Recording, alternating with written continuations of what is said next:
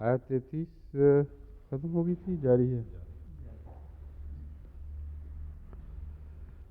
اعوذ باللہ من الشیطان الرجیم، بسم اللہ الرحمن الرحیم۔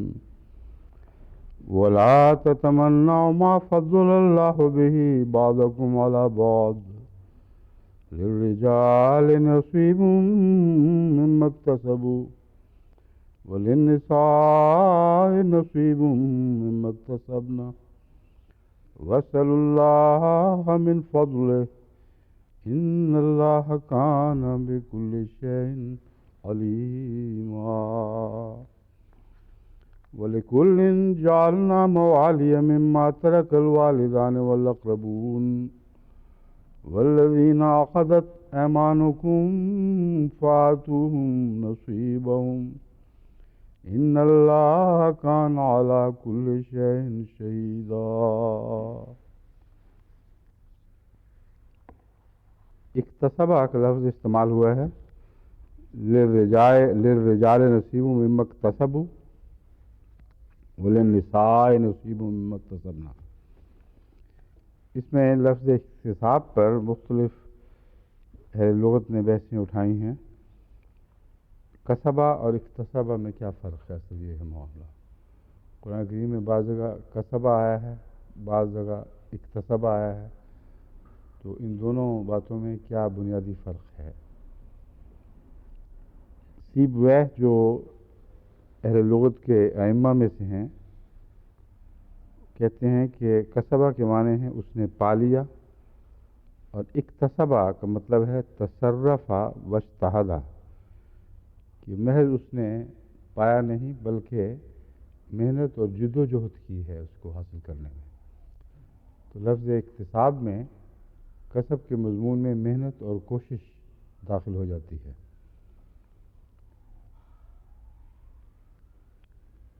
الکسب الطلب والسعی فی طلب الرزق والمعیشت۔ کسب کے معنی رزق اور کمائی کے حصول کی کوشش کرنے کے ہیں، جو عمومی کوشش ہے۔ جب بھی ایک خواہش کرتے ہیں تو کچھ کام تو بہرحال اس کے لیے کرنا پڑتا ہے، تو عام روزمرہ کا خواہش کو پورا کرنے کے لیے کچھ کام کرنا، یہ کسب میں آئے گا۔ اور بطور خاص محنت کرنا اور کسی چیز کو حاصل کرنے کے لیے اپنی طاقتیں اس میں صرف کر دینا، اس کو اکتساب کہیں گے۔ اقرب الموارد کہتی ہے یہ ڈکشنری، کسب الشیء یکسب کسبا و کسبا جمعہ۔ کسبہ کا مطلب ہے، اکتسبہ کی بحث میں کہتے ہیں کسبہ کا مطلب ہے اس نے اسے جمع کیا۔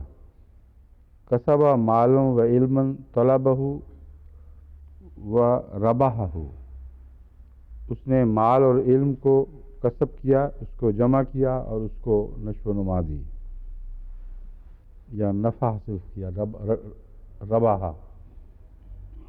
کسب الاسم تحملہ، اس نے گناہ کمایا، کسب کیا، اس نے گناہ کا بار اٹھایا۔ کسبہ کا مطلب ہے یہاں اس کا بوجھ اٹھانا۔ کسب لأہلہ، اپنے اہل و عیال کے لیے روزی تلاش کی۔ امام راغب المفردات میں لکھتے ہیں کہ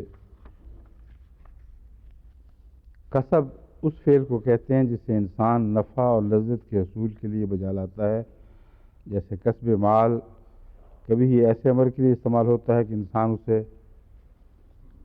نفع بخش سمجھتا ہے لیکن وہ ضرر رساں ہوتا ہے، مگر نفع رساں سمجھتے ہوئے کام کرنے کو کسب کہتے ہیں، خواہ نتیجہ فائدہ مند ہو یا نہ ہو۔ پھر فرماتے ہیں کہ کسب کا لفظ اس چیز کے لیے استعمال ہوتا ہے جسے انسان اپنی ذات یا دوسروں کے لیے حاصل کرتا ہے، اس لیے یہ کبھی دو مفعولوں کے ساتھ بھی آتا ہے، جیسا کہ کہا جاتا ہے کسبت فلان کذا،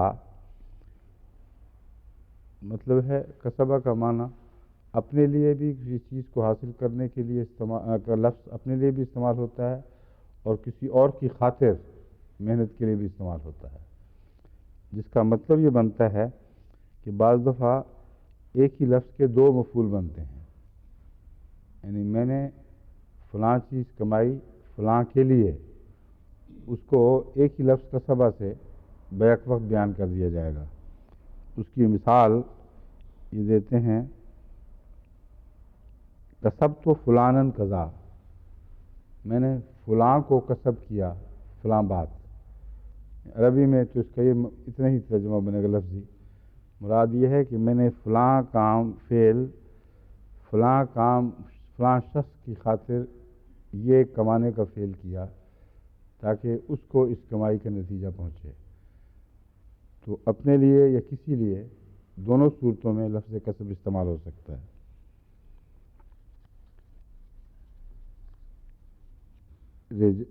کسب اور اکتساب کے متعلق ایک اور بات کو یہ کہتے ہیں کہ یہ نیکیوں کے بارے میں استعمال ہوتا ہے، للرجال نصیب مما اکتسبوا وللنساء نصیب مما اکتسبن۔ یہ ہو نہیں سکتا کہ امام راغب یہ کہیں کہ صرف نیکیوں کے لیے، کیونکہ آگے مثال وہ دوسری بھی دے رہے ہیں جو نیکیوں کے برعکس ہے۔ یہ کسی نے لکھنے میں غلطی کی ہوگی کیونکہ وہ فرما رہے ہیں کسب اور اکتساب، کبھی یہ کہنا چاہتے ہیں غالباً کبھی نیکیوں کے بارے میں استعمال ہوتا ہے اور کبھی برائیوں کے متعلق۔ نیکیوں کی مثال یہ ہے، للرجال نصیب مما اکتسبوا وللنساء نصیب مما اکتسبن، جو یہاں بھی مثال گزری ہے کہ مردوں کو ان کی نیکیاں کمانے پر ان کا پورا حق ملے گا اور عورتوں کو ان کی نیکیاں کمانے پر ان کو پورا حق ملے گا۔ اور برائی کی مثال یہ ہے، لہا ما کسبت و علیہا مکتسبت، جہاں نیکیوں کی جزا کا ذکر ہے وہاں لفظ کسب استعمال فرمایا ہے، جہاں بدیوں کا بوجھ ڈالنے کا ذکر ہے وہاں فرمایا لہا علیہا مکتسبت۔ جو جان بھی جو کچھ کمائے گی نیکی کے طور پر، خواہ اس نے بالارادہ جد و جہد اور کوشش کی ہو یا نہ ہو، اس کی نیکی کا فائدہ اس کو دیا جائے گا۔ لیکن اگر بدی کے لیے اس نے کوشش کی اور بالارادہ بدی کمائی تو پھر اس صورت میں اللہ تعالیٰ اس پر اس کا بوجھ ڈالے گا۔ یہ اس کے احسان کا ایک اظہار ہے کہ نیکیوں میں کھلے ہاتھ سے سلوک ہوگا اور بدیوں کے معاملے میں بہت احتیاط کے ساتھ کم سے کم سزا کا رسول کار فرما ہوگا۔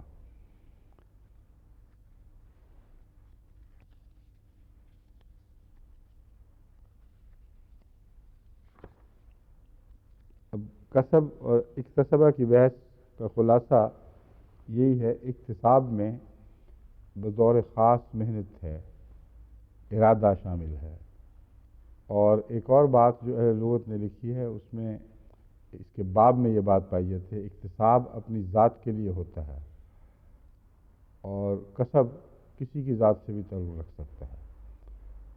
بس اپنی ذات میں کسی فعل کو خاص کرنا یہ باب افتعال کا ایک خاصہ ہے۔ تو اس لیے جو فعل جس مادے سے بنا ہے اگر اسے باب افتعال میں ڈھالیں گے تو اس کا مطلب یہ بنے گا اس نے اپنے لیے اس چیز میں بہت محنت کی، اسے خاص کر لیا، اس معنی میں شدت پیدا ہو جاتی ہے۔ بس اس لحاظ سے قرآن کریم میں ہر جگہ لفظ اکتساب کے معنی سمجھے جا سکتے ہیں، خواہ یہ نیکیوں پر استعمال ہو خواہ بدیوں پر۔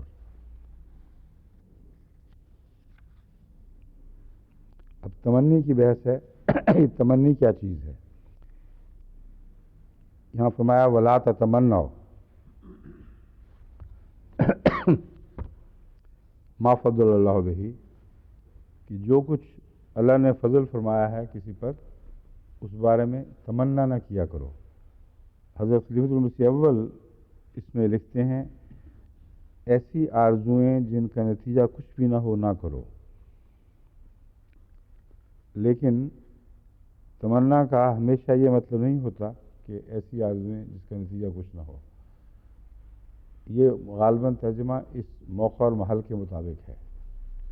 جس کانٹیکسٹ میں بات ہو رہی ہے وہاں تمنا کا یہ مطلب بنے گا کہ اگر تم یوں ہی تمنا کرتے پھرو گے یہ دیکھ کر کے فلاں کو یہ مل گیا فلاں کو یہ مل گیا، تو یہ تمنائیں عکارت جائیں گی اور بیکار ثابت ہوں گی. بس ایسی فضول آرزوئیں نہ کرتے پھرو جو دعا نہیں بن سکتی، وہ خدا کی ہدایت کے خلاف ہیں اور تمہیں اس کا کچھ بھی فائدہ نہیں پہنچے گا. ولا تمنا، اللہ تعالیٰ کچھ تو انسان کو بلا معاوضہ دیتا ہے جو صفت رحمانی سے ملتا ہے، اور کچھ بدلے میں جو صفت رحیمی کا عطیہ ہے، حسن و جمال وغیرہ. بس اس میں دخل نہ دو. مراد یہ ہے کہ یہاں جس تمنی کی بات ہو رہی ہے، لا تمنا ما فضل اللہ بعبادکم، یہ انسانی صلاحیتوں کے فرق اور امتیاز سے تعلق رکھنے والی باتیں ہیں. یہ مراد نہیں ہے کہ عورت کی جنس کو مرد کی جنس کے مقابل پر کچھ کم ملا ہے، مرد کو کچھ زیادہ ملا ہے، اس لیے عورتیں مردوں والی چیزیں حاصل کرنے کی تمنا نہ کریں.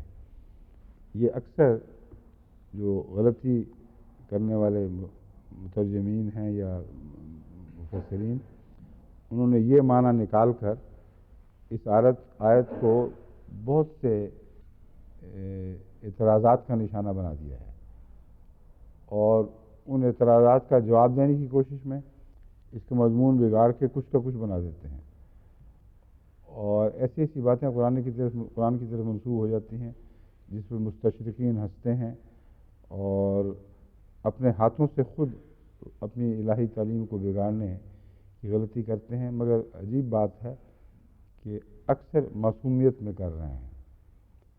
بعض اپنے مسالک ثابت کرنے میں بالارادہ بھی قرآن کے معنی مروڑ کر بدلنے کی کوشش کیا کرتے ہیں.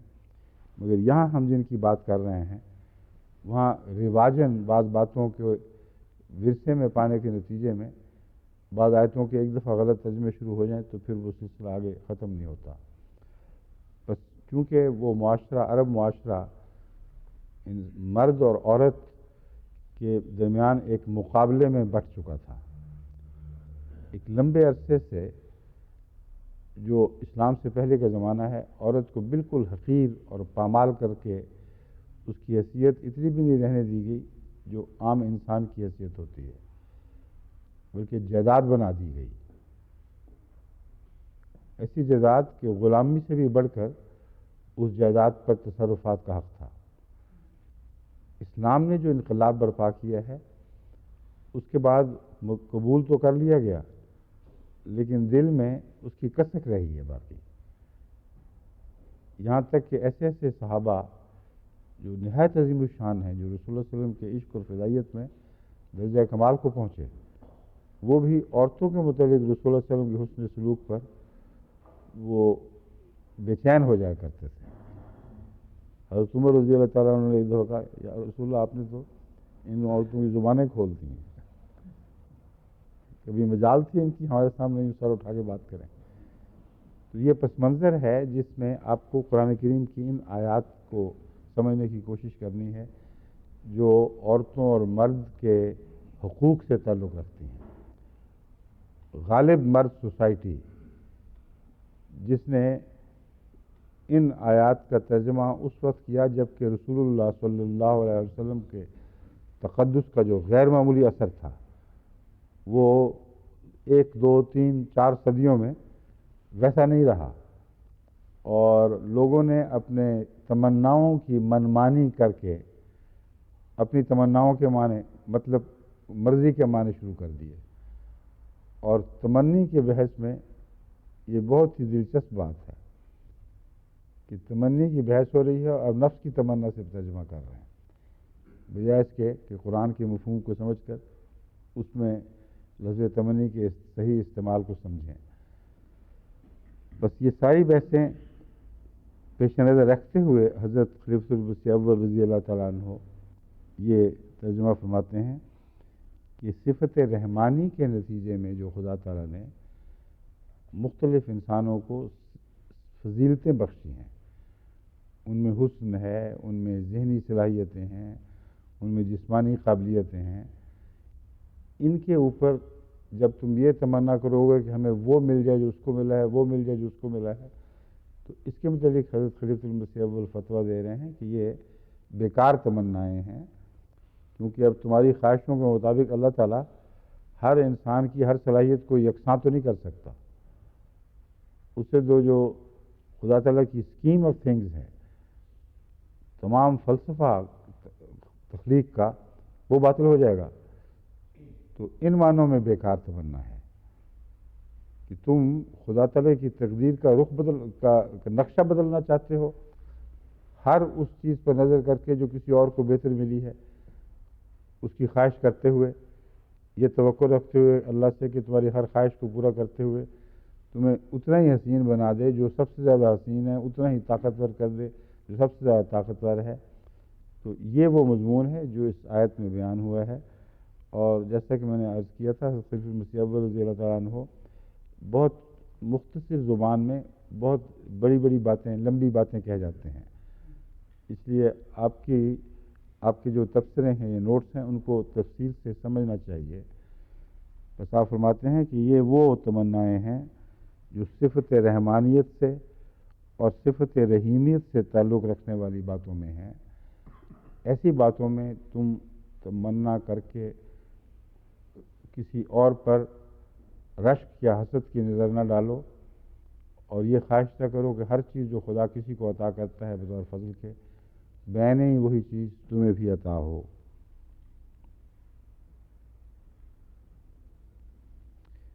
پھر آخر پر فرماتے ہیں للرجال نصیب مما اکتسبوا، اس بحث کے آخر پہ کہتے ہیں انسان کے لیے کچھ کرنے کے کام ہیں، ان کاموں میں اللہ کا فضل مانگو۔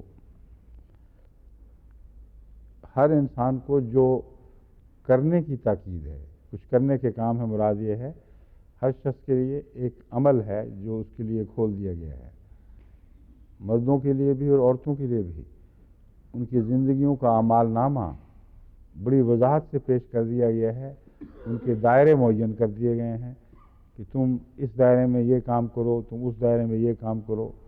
اب مرد کا دائرہ جو ہے اس میں محنت کرنا، کمانا، قومی دفاع وغیرہ وغیرہ، اور گھر کی عمومی نگرانی کا ایک آخری سربراہ کے طور پر سر انجام دینا۔ عورتوں کے اپنے دائرے ہیں۔ تو حضرت خلیفۃ المسیح اول جو کہتے ہیں انسان کے لیے کچھ کرنے کے کام ہیں، تو یہ مراد ہے کہ ہر انسان کے لیے کچھ خدا تعالیٰ نے کام مقرر فرما رکھے ہیں، ان کاموں میں اللہ کا فضل مانگو، بجائے اس کے کہ لوگوں کو جو زیادہ ملا ہے اس پر نظر رکھ کر اپنی تمناؤں کے رخ پھیر دو۔ جو کام کرنے کے ہیں ان میں فضل مانگو کہ جتنا ہم کرتے ہیں اس سے زیادہ نتیجہ ملے۔ یہ منطوق ہے اس آیت کریمہ کا حضرت خلیفۃ المسیح اول کے نزدیک۔ مرد کے لیے عورت اور عورت کے لیے مرد ہونے کی تمنا جائز نہیں، اب یہ بھی نکال لیا ہے، اور یہ شکر ہے اس زمانے میں ہوئی ہے بات جب ابھی سیکس بدلنے کی بات نہیں ہوا کرتی تھی، ورنہ بڑے سخت فتوے آ جانے تھے اس دور میں بھی۔ مرد کے لیے عورت اور عورت کے لیے مرد ہونے کی تمنا ہی جائز نہیں، مرد کے لیے عورت اور عورت کے لیے مرد ہونے کی تمنا جائز نہیں۔ پھر اس کا ترجمہ یوں پیش کیا گیا ہے، بلخی کے نزدیک اس آیت کی روح سے کسی مرد کے لیے تمنا کہ کاش وہ عورت ہوتا، یا کسی عورت کے لیے تمنا کہ کاش وہ مرد ہوتی جائز نہیں ہے۔ اب یہ بھی اگر بعض پہلوؤں سے دیکھا جائے تو ہو سکتا ہے یہ تمنا ناجائز ہو اگر خدا سے شکوے کا رنگ رکھتی ہو، اور اگر بعض مردوں کی ان خوبیوں پر نگاہ رکھ کر یہ تمنا پیدا ہوتی ہو جو ان کو بعض اعلیٰ مراتب تک پہنچا دیتی ہیں، تو میرے نزدیک اس میں قطعاً کوئی حرج نہیں۔ بس یہ جو فتویٰ ہے یہ کلیتاً غلط یا کلیتاً صحیح قرار نہیں دیا جا سکتا، بعض باتوں میں صحیح اور بعض باتوں میں غلط۔ ولا تتمنوا کا ایک معنی ہے لیا گیا ہے حسد، کہ دوسروں کو خدا کی عطا کردہ جاہ و حشمت اور مال و دولت پر حاسدانہ نگاہیں نہ ڈالا کرو۔ یہ ترجمہ صرف اس آیت کی تشریح کا محتاج نہیں ہے، یہ ترجمہ تو قرآن کریم میں جگہ جگہ پھیلا پڑا ہے۔ کسی کو بدنیت سے نہیں دیکھنا، کسی کے لیے بری خواہش نہیں کرنا، ہر ایک کے لیے اچھا چاہنا اور حسد نہ کرنا وغیرہ وغیرہ، جیسا کہ آخری صورتوں میں واضح ہو گیا ہے۔ اس لیے ان ہدایتوں کی روشنی میں ولا تتمنوا کا یہ معنی کرنا جائز ہے کہ حسد کی نگاہیں نہ ڈالو ان لوگوں پر جن کو خدا تعالیٰ نے کوئی فضیلت بخشی ہے۔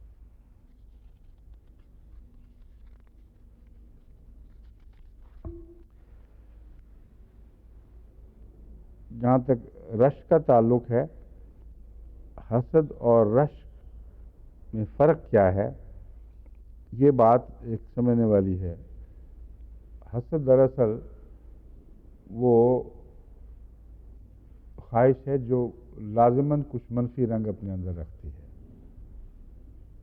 اگر کسی شخص کی کوئی خوبی دیکھ کر ایک انسان کو تکلیف پہنچتی ہے اور اس وجہ سے وہ اپنی خوبی حاصل کرنا چاہتا ہے کہ میں اس سے بڑھ جاؤں، لیکن اس کا محرک تکلیف ہے، تو یہ اگر ہلکی خواہش بھی ہو تو حسد ہے۔ حسد میں دکھ اور تکلیف کا پہلو لازماً شامل ہوتا ہے۔ حسد میں ایک بھڑکی، ایک آگ کا مضمون پایا جاتا ہے جس میں انسان جلتا ہے۔ رشک اس سے بالکل پاک ہوتا ہے۔ رشک میں لطف اور محبت کا مضمون ہے۔ ایک انسان کسی دوست پر، کسی پیارے پر محبت کی نظر ڈالے اور دیکھے کہ اس میں یہ چیزیں ہیں، تو کوئی کہے کہ کاش مجھے بھی یہ ملتی، میں بھی ایسا ہوتا، اس میں ایک ذرہ بھی منفی پہلو نہیں ہوتا، بلکہ تعریف کا ایک اظہار ہے کہ تم جو ایسے ہو میں بھی تمہارے جیسے ہی ہو جاؤں۔ بس تمام سنت کی پیروی رشک کے نتیجے میں ہوتی ہے۔ حضرت اقدس محمد رسول اللہ صلی اللہ علیہ وآلہ وسلم کی صفات حسنہ کی پیروی اگر رشک نہ ہو تو ہوگی نہیں۔ رشک کا مطلب ہے کسی اعلیٰ چیز کو محبت اور پیار کی نظر سے اس طرح دیکھنا کہ اسے اپنانے کی خواہش پیدا ہو جائے، اور حسد اس چیز کو کہتے ہیں کہ کسی کی اچھی چیز کو تکلیف اور نفرت کی نظر سے اس طرح دیکھنا کہ اس سے مٹا دینے کی خواہش اور اپنے اندر اس چیز کو حاصل کر لینے کی خواہش پیدا ہونا۔ بس یہ دو کھلے فرق ہیں جو تمنا کو کبھی رشک میں اور کبھی حسد میں تبدیل کر دیتے ہیں۔ تو جو یہاں مضمون ہے لا تمنا، آیت کے الفاظ ہیں ولا تتمنوا ما فضل اللہ، میرے نزدیک یہ نیوٹرل لفظ ہے یہاں، نہ اس میں رشک کا مضمون ہے نہ اس میں حسد کا مضمون ہے، بلکہ جیسا کہ حضرت خلیفۃ المسیح اول کی تفسیر کے حوالے سے جو میں نے سمجھا آپ کے سامنے بیان کیا کہ یہاں ایک عمومی مضمون ہے کہ خدا تعالیٰ کی جو پلان آف تھنگز ہے، اس نے جس حکمت اور فلسفے کی بنا پر کائنات کو پیدا کیا ہے، اس میں کسی کو زیادہ دینا، کسی کو کم دینا، اس کا ایک لازمی جز ہے۔ اس تقدیری ڈھانچے اور اس کے نقشے کو بدلنے کی کبھی کوشش نہ کرو، اپنی خواہشوں میں بھی کوشش نہ کرو۔ ہاں، اپنے لیے جو کچھ مانگنا ہے وہ اس کے رحم اور رحمانیت یا رحیمیت کے حوالے سے بے شک مانگو۔ بس یہ معنی ہیں جہاں جو نیوٹرل ہیں، نہ اس میں رشک کا مضمون ہے نہ اس میں حسد کا مضمون ہے، مگر چونکہ حسد اور رشک کی بحثیں اٹھائی جا چکی ہیں، اس لیے علماء اس کی تفسیر میں بعض ایسی احادیث بھی پیش کرتے ہیں جہاں یہ کہا جاتا ہے کہ ان باتوں میں رشک جائز ہے۔ رشک تو ہر جگہ جائز ہے جیسا کہ میں نے تعریف کی ہے، مراد یہ ہے کہ یہاں اگر خواہش پیدا ہو تو اس کو ہم حسد نہیں کہیں گے، اس کو رشک کہیں گے، یہ معنی ہے اس کا۔ حدثنا الحمیدی سمیت عبداللہ ابن مسعود قال قال نبی صلی اللہ علیہ وسلم لا حسد الا فی اثنتین رجل اتاہ اللہ مالا۔ اب یہ جو لفظ ہے لا حسد الا، اس کے مطلب یہ میرے نزدیک تو محل نظر ہے، بخاری کی حدیث ہے، اس لیے اس لفظ حسد کو اسی طرح قبول کر لیا گیا ہے، مگر دیکھنا یہ ہے کہ عربی لفظ میں حسد کے معنی منفی کے علاوہ بھی ہوتے ہیں، اگر نہیں ہوتے تو پھر اس کی تشریح خاص طور پر توجہ سے کرنی ہوگی، کیونکہ قرآن کریم نے تو لفظ حسد کو محض منفی معنوں میں استعمال فرمایا ہے۔ وَمِن شَرِّ حاسد اذا حسد، جب بھی کوئی حسد کرے تو اس کے ساتھ شر ہی ہوگا پیدا، اس کے شر سے بچنے کی دعا سکھائی ہے۔ تو اس لیے میرے نزدیک، جیسا کہ ایک اور موقع پر میں نے حضور صلی اللہ علیہ وسلم کے ارشادات کو سمجھنے کے متعلق ایک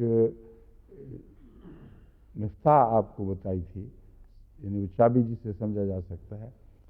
بعض دفعہ آپ دوسرے کا لفظ استعمال کرتے ہیں گویا انورٹڈ کامرز میں ہے، اور اس کی ایسی تشریح کر دیتے ہیں کہ اس کا منفی پہلو اور غلط معنی جو سمجھا جاتا تھا وہ دور کر دیا جاتا ہے۔ بس معلوم ہوتا ہے عربوں میں اس زمانے میں بعض لوگ حسد کا استعمال کرتے تھے رشک کے معنوں میں بھی اور حسد کے معنوں میں بھی، اور یہ تفریق نہیں کیا کرتے تھے۔ تو غالباً اس نقطۂ نگاہ سے حضور اکرم صلی اللہ علیہ وسلم نے یہ لفظ استعمال فرمایا، لا حسد الا فی اثنتین، کہ دو باتوں کے سوا حسد کسی چیز میں بھی جائز نہیں، اور جو باتیں ہیں وہ ایسی ہیں جو اس لفظ حسد کو حسد کے مضمون سے ہی باہر نکال دیتی ہیں، اس کا ترجمہ رشک کے سوا ہو ہی نہیں سکتا۔ فرماتے ہیں رجل اتاہ اللہ مالا فسلطہ علی ہلاکتہ فی الحق ورجل اتاہ اللہ الحکمت فہو یقضی بہا ویعلمہا، یعنی ایک ایسا شخص جس کو اللہ تعالیٰ نے مال عطا فرمایا ہو، فسلطہ علی ہلاکتہ فی الحق، تو وہ حق معاملے میں خرچ پر اس مال کو ہلاک کر دے، یعنی ایسا شخص جس کو خدا تعالیٰ نے بکثرت مال عطا فرمایا ہو اور وہ نیک خرچ پر جو خدا تعالیٰ کی رضا کی خاطر خرچ کیے جاتے ہیں ان کو بے دریغ خرچ کر دے، یعنی ہلاک کر دے۔ اب یہاں حسد کیسے ہو سکتا ہے؟ کیونکہ حسد میں تو حرص، کمینگی، ایسے مضامین داخل ہوتے ہیں، اور ایسا شخص جس کے پاس مال رہے ہی نہ، وہ سارا لٹا بیٹھے، اس پر کسی نے حسد کیا کرنا ہے؟ تو مراد یہ ہے کہ حسد کا لفظ ایک عام استعمال میں بے محل بھی بولا جاتا ہوگا، اس لیے حضور اکرم صلی اللہ علیہ وسلم نے اس کی طرف توجہ دلائی کہ یہ جو موقع ہے اس کو تم حسد بھی کہو گے تو جائز ہے، کیونکہ اس کا نام جو مرضی رکھ لو، یہ بات نیکی کی ہے کہ ایسے شخص کو دیکھو جو اپنا سب کچھ خدا کی راہ میں لٹا دے، ویسا بننے کی خواہش کرو تو اس کا نام جو بھی رکھو، حسد کہو یا رشک کہو، یہ باہر موقع بہت اچھا ہے، اس موقع پر یہ جائز ہے۔ دوسرے، وہ جس سے خدا نے حکمت عطا کی اور وہ حکمت کے ساتھ فیصلے کرتا ہے اور لوگوں کو بھی اس کے مطابق تعلیم دیتا ہے۔ اب اس میں بھی حسد کا کوئی موقع نہیں ہے، یہ موقع ہی رشک والا ہے، حکمت کے ساتھ کوئی باتیں کرتا ہے، حکمت کی آگے تعلیم دیتا ہے۔ یہاں اس پر اگر حسد کا معنی لیا جائے کہ حسد جائز ہے تو پھر ایک منفی معنی پیدا ہو جائیں گے جو ہو ہی نہیں سکتے رسول اللہ صلی اللہ علیہ وسلم کے پیش نظر۔ یہاں اگر حسد اور رشک کے الگ الگ معنی رکھیں تو یہ مطلب بنے گا کہ وہ شخص جو کسی کی حکمت کی بات پر جلن محسوس کرتا ہے اور تکلیف محسوس کرتا ہے، چاہتا ہے کہ وہ پاگل ہو جائے، وہ حکمت سے عاری ہو جائے، جیسا کہ انبیاء کی حکمت پر ان کے مخالفین ان معنوں میں حسد کرتے ہیں، تو کیا لفظ حسد کے تابع یہ جائز ہو جائے گا؟ اسی لیے میں کہہ رہا ہوں کہ لفظ حسد بے شک استعمال ہوا ہے حضرت صلی اللہ علیہ وآلہ وسلم کے پیش نظر رشک کے سوا اور کوئی مضمون نہیں ہے۔ مراد یہ ہے کہ اگر کسی کی حکمت کو دیکھ کر اور حکمت کی تعلیمات کو دیکھ کر کسی کے دل میں یہ تمنا پیدا ہو کہ اللہ تعالیٰ مجھے بھی ایسی ہی حکمت عطا فرمائے اور میں اسے خدا کی راہ میں لوگوں کی تعلیم و تربیت کے لیے استعمال کروں، تو اسے منفی معنوں میں حسد سمجھنا غلط ہے۔ حسد کی جو تعریف امام راغب نے فرمائی ہے، وہ کہتے ہیں حسد ہر اس تمنا کو کہیں گے جس کے نتیجے میں قتل اور ناجائز مال کھانے پر انسان کو اکسایا جاتا ہے یا انسان کے دل میں اس کی تحریک پیدا ہوتی ہے۔ بس وہ صرف قتل اور ناجائز مال کی بحث نہیں ہے، ہر وہ چیز جس میں انسان بدی کی طرف مائل ہو اپنی خواہش کو پورا کرنے میں، اس کا منبع حسد ہے۔ ہر وہ چیز جس میں انسان نیکی کی طرف مائل ہو اپنی خواہش کو پورا کرنے میں، اس کا منبع رشک ہے۔ بہرحال علامہ راضی جو فرماتے ہیں اس کی تفصیل یہ ہے کہ قفال رحمہ اللہ کہتے ہیں، ایک اور مسلمان عالم بزرگ کا ذکر کر کے کہتے ہیں، اللہ تعالیٰ نے پہلی آیت میں ناجائز طریق سے اموال کھانے اور کسی جان کو قتل کرنے سے منع فرمایا، اور اس آیت میں ایسی بات کا حکم دیا جس کے باعث ان مناہی کو ترک کرنا ان پر آسان ہو جاتا ہے۔ اس سے پہلی آیت میں تو وہ ذکر نہیں ہے، چند پہلے وہی یعنی مان پہلے مراد نہیں، یہ بتانا چاہتا ہوں، کوئی یہ حوالہ دیکھ کے 32ویں آیت نہ سمجھ لے۔ 32ویں آیت دیکھیں نا کیا ہے،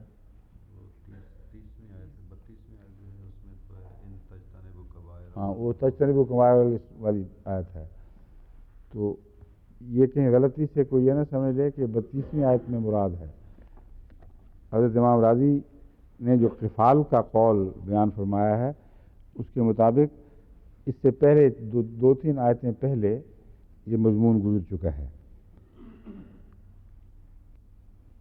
کہ ناجائز طریق سے اموال کھانا نہیں چاہیے، ناحق قتل نہیں کرنا، اور اس بارے میں بڑی سختی سے مناہی فرمائی گئی ہے۔ کہتے ہیں یہاں یہ طریق سکھایا گیا ہے، یہ عادت سمجھائی گئی ہے، اگر یہ عادت اختیار کرو گے تو وہ باتیں جن کو منع کیا گیا ہے اس متعلقہ آیت میں 31ویں آیت ہے 30ویں آیت میں، ان باتوں کی طرف تمہاری توجہ ہی نہیں پیدا ہوگی۔ یعنی یہ نقطہ بیان فرمایا گیا ہے امام راضی کی طرف سے بحوالہ قفال کہ اگر تم چاہتے ہو کہ واقعتاً قتل ناحق سے بچو، اگر تم چاہتے ہو کہ حرام مال کھانے سے کلیتاً مجتنب رہو، تو حسد کو اپنے اندر نہ آنے دینا اور دوسرے کی اچھی چیز پر حرص کی نظر ڈالنا ہی نہیں۔ اگر یہ ہو جائے گا تو پھر یہ پہلا قدم ہی اس سمت میں نہیں اٹھے گا جو سمت بالآخر قتل ناحق اور مال حرام کی طرف لے جاتی ہے۔ تو یہ ایک اچھا تفصیلی نقطہ ہے جس سے ہمیں استفادہ کرنا چاہیے۔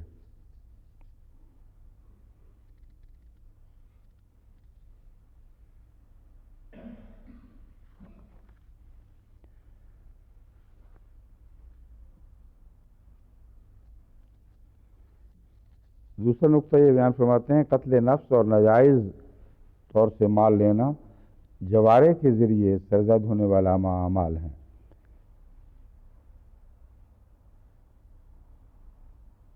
اس لیے جوارے کا عمل روکنے کے بعد وہ اندرونی خیالات جو جوارے کے عمل پر منتج ہوتے ہیں ان کی صفائی کی تعلیم دے دی۔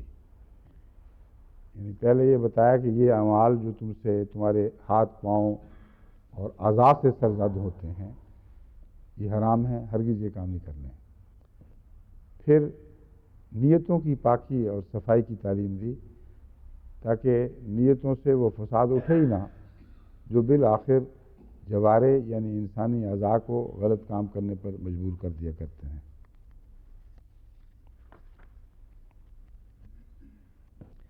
ذہب ابن عباس و ابو عبداللہ رضی اللہ عنہم، ان سے روایت ہے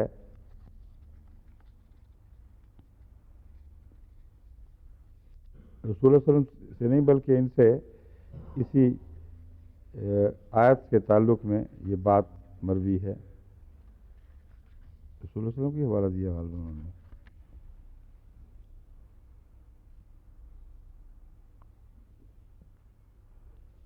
ذهب ابن عباس و ابو عبداللہ رضی اللہ عنہم فقط روی عنہما فی الآیت،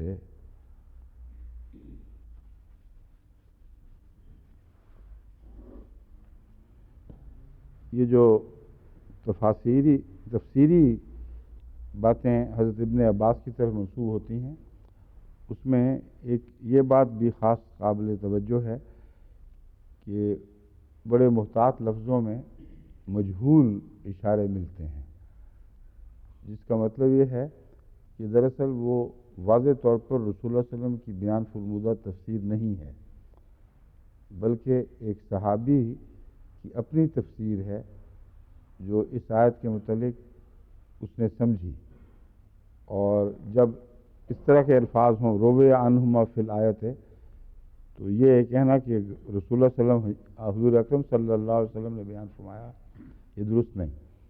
مگر غلطی سے آج کل ایسی تمام روایتوں کو حدیث کے عنوان کے نیچے لے آتے ہیں، جبکہ ٹیکنیکلی اگر صحیح اصطلاح استعمال کی جائے تو وہ تمام باتیں جو آن حضرت صلی اللہ علیہ وآلہ وسلم نے قطعی طور پر خود نہ فرمائی ہوں بلکہ صحابہ نے اپنی آراء پیش کی ہوں، وہ حدیث کے عنوان کے نیچے بیان ہی نہیں ہونی چاہیے، وہ اثر کے عنوان کے نیچے بیان ہونی چاہیے۔ ایسی تمام روایات جو صحابہ تک پہنچ کر ٹھہر جائیں ان کو آثار کہا جاتا ہے، اور جو رسول اللہ صلی اللہ علیہ وسلم تک پہنچے ان کو حدیث کہا جاتا ہے۔ بس شان نزول میں بھی یہ بات میں بیان کرنا بھول گیا تھا، یاد رکھیں اکثر آثار ہیں، وہ حدیثیں ہیں ہی نہیں۔ وہ یہ بیان کرتے ہیں یہ ہوا تھا تو پھر یہ آیت نازل ہوئی، یہ ان کی رائے ہے دیکھنے والوں کی، اس کی وجہ سے یہ ہوا ہوگا۔ یہ بھی بیان کر دیں گے بعض دفعہ کہ فلاں نے پوچھا تھا، پوچھنے کی حد تک ہم مان جائیں گے، مگر کیا رسول اللہ صلی اللہ علیہ وسلم نے فرمایا تھا کہ تمہارے پوچھنے کے نتیجے میں یہ آیت نازل ہوئی ہے؟ یہ آپ کو کہیں نہیں ملے گا۔ اگر ملے گا تو پھر وہ حدیث ہے۔ بس یہ فرق آپ کو باریک پیش نظر رکھنے چاہیے، اس سے آپ کو تفاسیر کو سمجھنے میں زیادہ آسانی پیدا ہو جائے گی، زیادہ آسانی ہو جائے گی۔ بہرحال یہ روایت ہے کہ تم میں سے ان دونوں سے یہ بات ثابت ہے، ابن عباس اور ابو عبداللہ سے، کہ کوئی یہ نہ کہے کاش کہ میرے پاس وہ مال، نعمت اور خوبصورت عورت ہو جو فلاں شخص کے پاس ہے، یہ حسد ہوگا۔ اسے چاہیے کہ یہ دعا کرے اللہم آتنی مثلہ، اسے یہ چاہیے کہ یہ دعا کرے مجھے ویسی چیز دے دے۔ تو یہ ایک اور دلچسپ فرق بنا دیا ان لوگوں نے۔ وہ کہتے ہیں کہ وہ یہ کہتے ہیں اگر یہ کسی خوبصورت عورت کو کسی کے پاس دیکھے تو یہ دعا کہ یہ مجھے دے دے، یہ منع ہے اس آیت میں، اس کی بجائے یہ دعا جائز ہے اور بے شک مانگے کہ جیسی اس کی بیوی ہے ویسی ہی مجھے بھی دے دے، جیسی اس کی گھوڑی ہے ویسی ہی مجھے بھی عطا کرے، جیسی اس کی کار ہے ویسی ہی مجھے بھی دے دے۔ تو وہ نہ مانگے مگر اس جیسی مانگ لے۔ تو یہ دعاؤں کے کئی ہیلے بیان کیے گئے ہیں، مگر اعلیٰ اور افضل بات یہی ہے کہ انسان خدا سے اس کا فضل مانگے بس، اور اس پر چھوڑ دے کہ کون سا فضل اس کے حق میں بہتر ہے۔ امام شوکانی کہتے ہیں رشک کرنا جائز ہے، اور رشک ان معنوں میں جو میں نے بیان کیے ہیں، اگر وہ تعریف صحیح ہے رشک کی تو پھر یہ بحث ہی بیکار ہے کہ رشک جائز ہے کہ نہیں، وہ واضح طور پر قطعی طور پر جائز ہے، کیونکہ میرے نزدیک سنت کی پیروی کا منبع رشک ہے۔ اگر رشک انسان میں نہ ہو تو کسی اچھی چیز کی پیروی نہ کرے۔ ہر اچھی چیز کی حصول کی کوشش کرنا اگر رشک کے سرچشمے سے پھوٹتا ہے تو بہت اچھا ہے، اور ہر اچھی چیز کو حاصل کرنے کی کوشش کرنا حسد کے منبع سے جب پھوٹتا ہے تو اس میں دوسرے کے لیے اس کے ازالے کی خواہش بھی شامل ہو جاتی ہے، اپنے لیے حصول کی اور دوسرے کے لیے ازالے کی۔ بس یہ ایک قطعی تفریق کا طریق ہے جو رشک کے مضمون کو حسد سے الگ کر دیتا ہے۔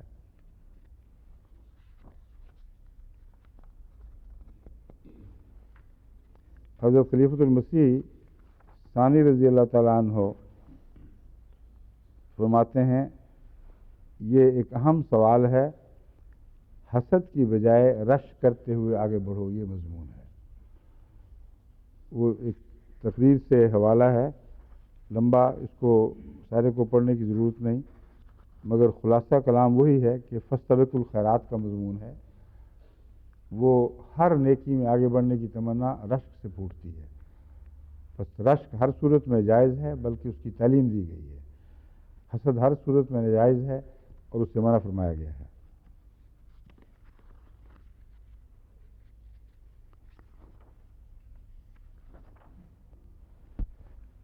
علامہ ابو حیان للرجال نصیب مما اکتسبوا وللنساء نصیب مما اکتسبنا کی تفسیر میں فرماتے ہیں کہ مرد اور عورت کے الگ الگ فرائض ہیں۔ ایک جماعت کے نزدیک اللہ تعالیٰ نے مرد و زن کے لیے الگ الگ فرائض مقرر کیے ہیں۔ اب ایک جماعت کے نزدیک کیا مطلب ہے؟ تو ظاہر بات ہے، اللہ تعالیٰ نے جہاں روزمرہ زندگی کے معمول ہیں ان میں مرد اور عورت کی تخلیقی فرق کے لحاظ سے ان کے فرائض میں فرق کیا ہے۔ جہاں تخلیقی فرق نہیں ہے وہاں کوئی فرق نہیں ہے۔ بس یہ اہم نقطہ ہے، جس کو آپ سمجھیں تو بہت سے یورپ میں پیدا ہونے والے اعتراضات کا جواب میسر آ جاتا ہے۔ مجھ سے یورپ اور امریکہ وغیرہ میں، مغربی دنیا میں، اکثر عورتوں اور مردوں کے درمیان تعلیم میں تفریق کے متعلق سوال کیے جاتے ہیں، اور جب بھی یہ سوال اٹھا ہے اسی زاویہ نگاہ سے میں نے اس کا جواب دیا ہے، اور ایک دفعہ بھی ایسا نہیں ہوا کہ سوال مطمئن نہ ہوا ہو۔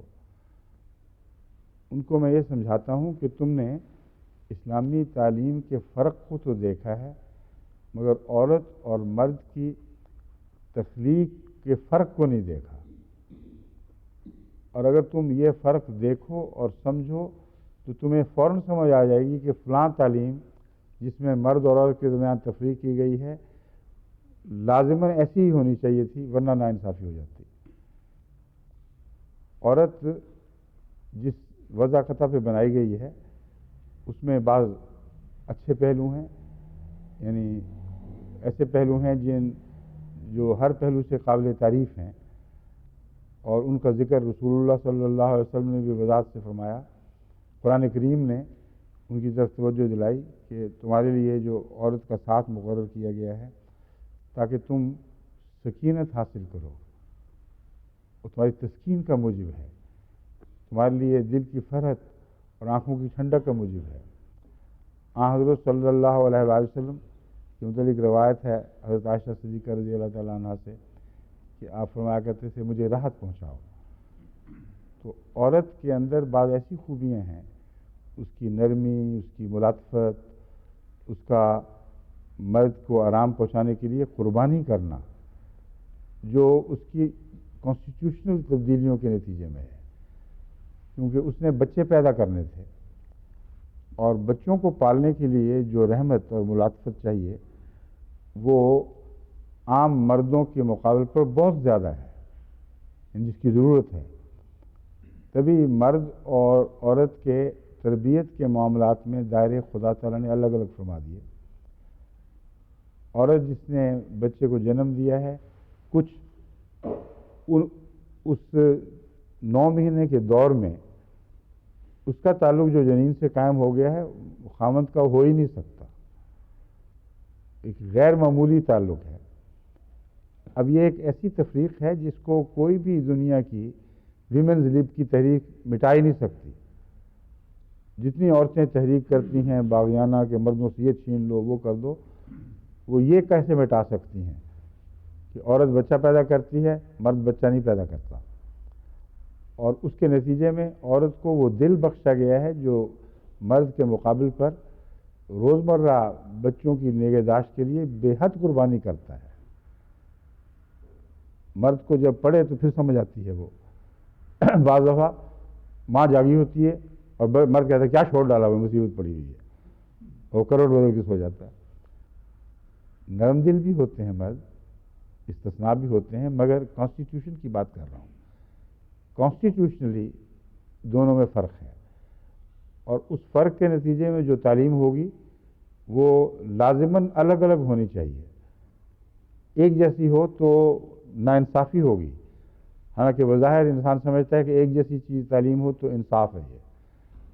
اس کی مثال میں ان کے سامنے یہ ظاہر پیش کیا کرتا ہوں کہ آپ جو عورتوں کے حقوق کے لیے لڑنے والی تنظیمیں ہیں ان سے مطالبہ کروائیں کہ اولمپکس میں دوڑوں میں بھی عورتوں اور مردوں کی اکٹھی کروا دی جائے، باکسنگ میں بھی اکٹھی کروا دی جائے، ویٹ لفٹنگ میں بھی اکٹھا ہو جائے سب کچھ۔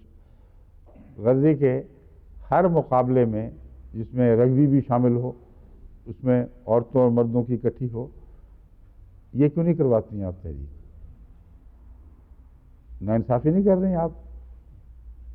یہاں آپ مردوں سے ناانصافی کر رہی ہیں، لیکن ہر معقول آدمی جانتا ہے کہ ناانصافی نہیں ہے۔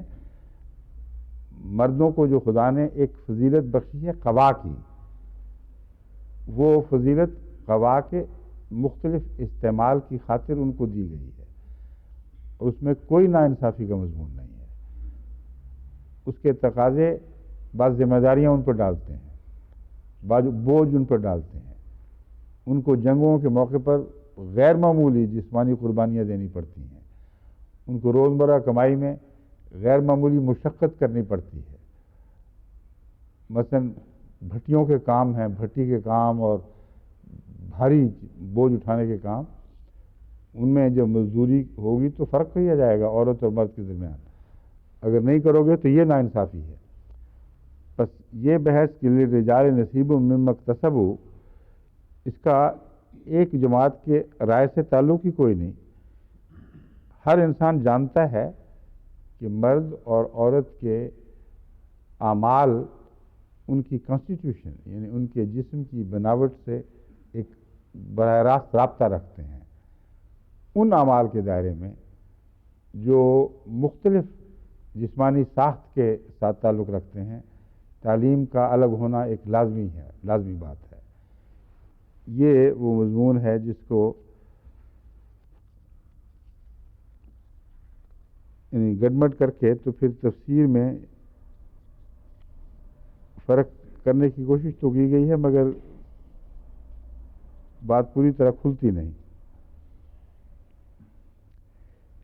یعنی بعض مفسرین نے ان معاملات کو گڈمٹ کر دیا ہے، مگر میرا خیال ہے یہ جو لکھنے والے ہیں علامہ ابو حیان الاندلسی، ان کی بات میں مجھے اس پہلو سے وزن دکھائی دیا، اس لیے میں نے اس کو آپ کے لیے رکھا ہے۔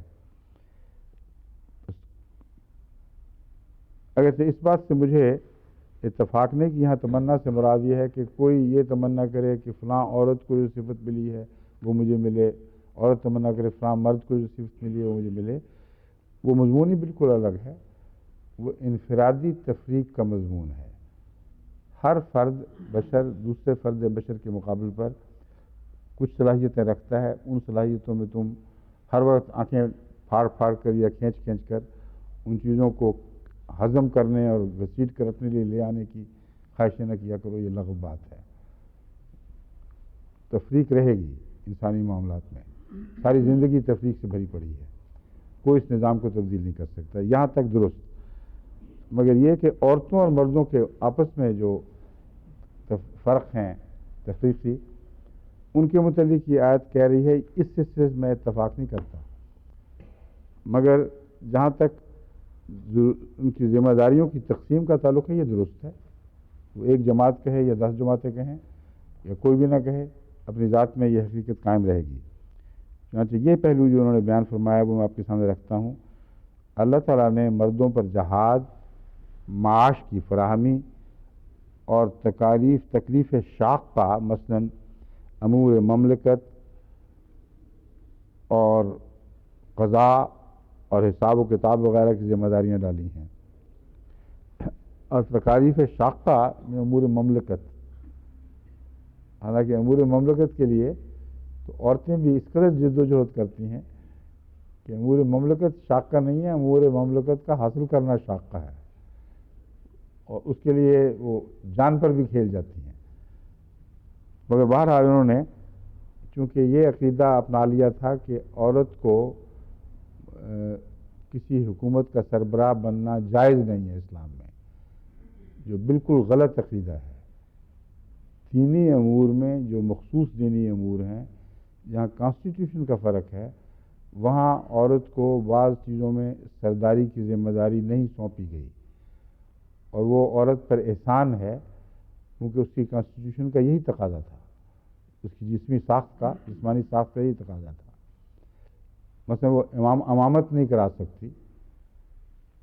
کیوں جی امامت ہے یا امامت ہے؟ امامت، ہاں امامت نہیں کروا سکتی. اگر امامت کروائے عورت تو بہت سے پچھلے مردوں کی نماز ہی باطل ہو جائے. بہرحال اس عورت کے لیے بھی بڑی مصیبت، جہاں امامت میں حادثات بھی ہو سکتے ہیں. کئی دفعہ امام بیچارے پورا اپنے کپڑوں کو بھی نہیں سنبھال سکتا. تو یہ احسان ہے نہ کہ کوئی ظلم ہے. عورت کو نبی نہیں بناتا، کیونکہ نبی کے خلاف جو خطرناک منافرت کا اور بغض اور قہر کا رد عمل اٹھتا ہے، اس میں تو عورت کو اس ابتلا سے گزارنا اس پر ظلم کے مترادف ہے، کیونکہ اس کی جسمانی ساخت بعض باتوں میں بالکل بے اختیار ہوتی ہے، مقابلے کر ہی نہیں سکتی. پھر حسب ضرورت عین وقت کے اوپر کبھی اس کو مہینے میں ایسے دن آ گیا کہ نماز ہی نہیں پڑھا سکتی، کبھی ایسے وقت آ گیا کہ جہاد میں حصہ لینے سے درکنار دفتروں سے بھی چھٹیاں مل جاتی ہیں. یہ روزمرہ کی بیماریوں سے الگ مضمون ہے. بیماریوں کا مضمون دونوں میں مشترک ہے. یہ وہ مضمون ہے جس کا ساخت کے فرق سے تعلق ہے. بس اس پہلو سے قرآن کریم نے جو عورت کو یہ کہا جاتا ہے کہ قیادت سے محروم کیا، یہ درست نہیں ہے. کسی ایسی قیادت سے عورت کو محروم نہیں کیا جس کی ذمہ داری ادا کرنے کی وہ صلاحیت رکھتی ہے. ایک ملکہ سبا ہے جس کا ذکر ملتا ہے، اور کھلم کھلا وضاحت کے ساتھ ثابت کر دیا ہے قرآن کریم نے کہ وہ ملکہ اپنی ذہنی صلاحیتوں کے لحاظ سے اور حکومت کی صلاحیتوں کے لحاظ سے اپنے تمام سرداروں پر فائق تھی جو مرد تھے. تو اگر عورت میں یہ صلاحیت ہی نہ ہوتی تو خدا تعالیٰ اس قدر تعریف کے ساتھ اس عورت کی ذہنی اور قلبی صلاحیتوں کو کیوں ذکر فرماتا؟ کیوں نہ کہتا کہ وہ تو عورت تھی، مردوں پر حکومت کرنے کی اہل نہیں تھی، اس لیے غلط فیصلے کر گئی. مرد غلط فیصلے کر رہے تھے، غلط فیصلوں کا مشورہ دے رہے تھے، عورت نے ہمیشہ صحیح فیصلے کیے. جہاں تک عورت کی رہنمائی کا تعلق ابتدائی اسلام کے زمانے سے ہے، حضرت عائشہ صدیقہ رضی اللہ تعالیٰ عنہا نے بہت سے امور میں رہنمائی فرمائی ہے، اور تمام جو اہل علم ہیں وہ جانتے ہیں، یہاں تک بھی کہتے ہیں کہ آدھا دین ہم نے حضرت عائشہ صدیقہ رضی اللہ تعالیٰ عنہ سے سیکھا ہے. تو دینی امور میں بھی جو انتظامی رہنمائی ہے وہ اس سے الگ جو باقی رہنمائی کے حقوق ہیں وہ سب اللہ تعالیٰ نے مسلمان عورتوں کو بھی عطا فرمائے. تو یہ جو تفریق کی تھی انہوں نے ذمہ داریوں کی، اس میں یہ ضمناً ایک لفظ آ گیا تھا، وہ میں آپ کو سمجھانا چاہتا ہوں کہ امور مملکت میں قرآن کریم نے کہیں بھی عورت کو محروم نہیں کیا. ہاں ایسے امور میں محروم فرمایا ہے جو دینی ذمہ داریوں کے ادا کرنے سے تعلق رکھتے ہیں اور عورت کی جنسی ساخت کی کمزوریاں ان کی راہ میں حائل ہو جاتی ہیں. اور کہتے ہیں بیوی کی ساخت میں دیکھو یہ داخل فرمایا ایک فرما بردار بیوی بننا. تو یہ جو سوچیں ہیں سب زمانے کی سوچیں ہیں اور فرما برداری تو لازم ہے، صرف بیوی کی نہیں لڑکوں کی بھی تو ذمہ داری ہے. اس لیے اس کو جنسی تقسیم کے طور پر پیش کرنا غلط ہے اور غلط تاثر پیدا کرتا ہے. اگر عورت کسی تجارتی ادارے کی سربراہ ہو تو مرد کا فرض ہے اس کی فرما برداری کرے. گھر میں جب مرد کے اوپر ذمہ داری ڈالی ہے کیونکہ ہر یونٹ میں ایک فیصلہ کن طاقت کا ہونا لازم ہے، اس کے بغیر کوئی یونٹ کو کیا کہتے ہیں اردو میں؟ اکائی یہاں تو نہیں لگتا نا ہے، کوئی انتظام، یونٹ نہیں کہنا چاہیے، انتظام چل ہی نہیں سکتا اس کا اگر ایک مرکزی نظام مرکزی سربراہ یا فیصلہ کن طاقت نہ ہو جو فیصلے کے لحاظ سے باقی پر بالا رہے گا. تو اس پہلو سے مرد کو کیوں یہ طاقت عطا کی گئی کہ وہ گھر کا سربراہ ہو؟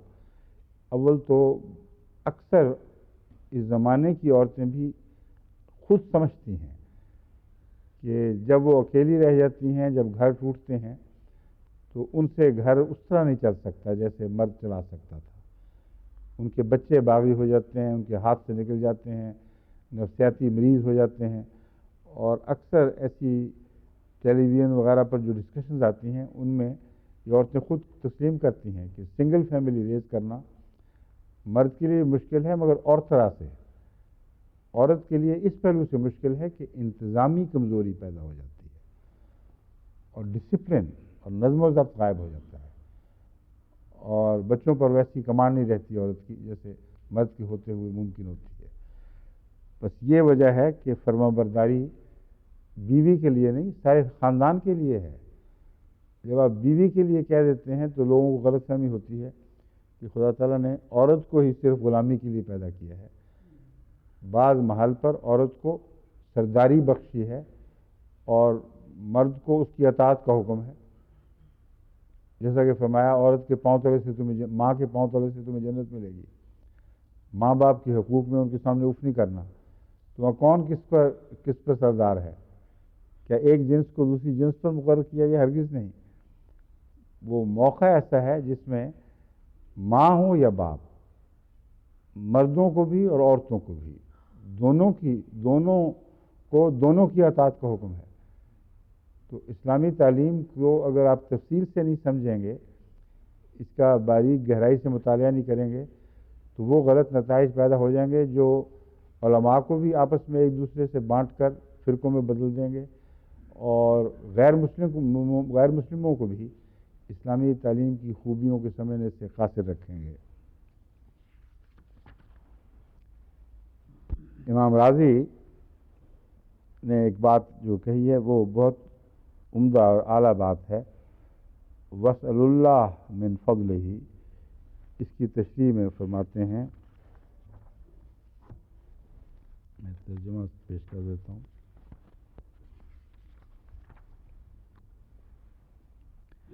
اس میں تنبیہ ہے کہ انسان دعا میں کوئی معین مطالبہ نہ کرے بلکہ اللہ تعالیٰ سے مطلق فضل مانگے جو اس کی دین و دنیا سنوار دے. ان اللہ کان بکل شیء علیما سے یہی مراد ہے کہ خدا تعالیٰ سائلین کی مناسب حال ضرورتوں کو جانتا ہے. بس مانگنے والا اختصار پر اکتفا کرے اور دعا میں تعیین سے بچے. بسا اوقات وہ سراسر فساد اور ضرر پر مبنی ہو سکتا ہے. واللہ عالم. پھر فرماتے ہیں کہ پھر کون سی دعا کرنی چاہیے جو عمومی بھی ہو اور سب ضروریات پر حاوی ہو. اور انسان کی لا علمی کے نتیجے میں اسے کوئی ایسی چیز نہ مل جائے دعا سے جو اس کے لیے مضر ہو۔ کہتے ہیں محققین کہتے ہیں کہ انسان کے لیے یہ کہنا جائز نہیں کہ اے اللہ مجھے فلاں کے گھر جیسا گھر دے۔ پہلے مفسر کہتے تھے یہ کہو کہ فلاں کے گھر جیسا گھر ہو، کہتے ہیں فلاں کے گھر جیسا گھر دے، فلاں کی بیوی جیسی بیوی دے، وہی ساری باتیں وہ توڑ رہے ہیں کہ یہ درست نہیں ہے، بلکہ اسے یہ کہنا چاہیے کہ اے اللہ مجھے وہ کچھ عطا کر جو میرا دین، دنیا، آخرت اور میرے معاش کو سنوار دے۔ جب انسان بنظر غائر دیکھے تو وہ اس دعا سے اچھی کوئی دعا نہ پائے گا جس کا خدا تعالیٰ نے اپنے بندوں کو سکھانے کے لیے قرآن میں ذکر فرمایا ہے، وہ یہ ہے ربنا آتنا فی الدنیا حسنۃ وفی الآخرۃ حسنۃ وقنا عذاب النار۔ کہتے ہیں بجائے اس کے کہ تم معین مانگتے پھرو کہ فلاں بھی دے دے، فلاں بھی دے دے، فلاں جیسا دے، فلاں جیسا دے، اور بعید نہیں کہ وہ دعا قبول ہو جائے تو تمہارے لیے مہلک ثابت ہو، وہ مل جائے تو پتہ چلے کہ کیا مصیبت ہے۔ انسان دور سے کسی عورت کو دیکھے، کسی کی بیوی کو اچھا سمجھ رہا ہے، اس کو کیا پتہ کہ جب اس سے انسان نپٹے گا تو کیا مصیبت پھر پیش آئے گی۔ اس مضمون کو ظاہر کرنے کے لیے ایک لطیفے کے رنگ میں بات بیان کی گئی ہے، مگر وہ ہے بڑی وضاحت کرنے والی بات۔ ایک آدمی گزر رہا تھا تو ایک گلی کے کونے پر کسی کو دیکھا، وہ پاگل ہوا تھا بیچارہ، اور وہ آوازیں دے رہا تھا ایک عورت کے نام لے کے، اس کو آوازیں دے رہا تھا۔ اس نے کہا کیا ہوا اس بیچارے سے؟ اس نے کہا اس کی خواہش تھی اس عورت سے شادی کرنے کی جس نے کسی اور مرد سے شادی کر لی، اور اس غم میں یہ پاگل ہوا، آج تک آوازیں دیتا پھرتا ہے کہ اے فلاں تو کہاں چلی گئی۔ کچھ دیر کے بعد ایک اور گلی کے موڑ پہ دیکھا ایک اور آدمی کھڑا تھا، وہ بھی آوازیں دے رہا تھا بہت، اسی عورت کا نام لے کے۔ تو اس نے کہا یہ بھی وہی، کیا اس کے ساتھ بھی یہی ہوا؟ اس نے کہا نہ اس کے ساتھ الٹ ہو گیا ہے، اس نے اس سے شادی کر لی تھی۔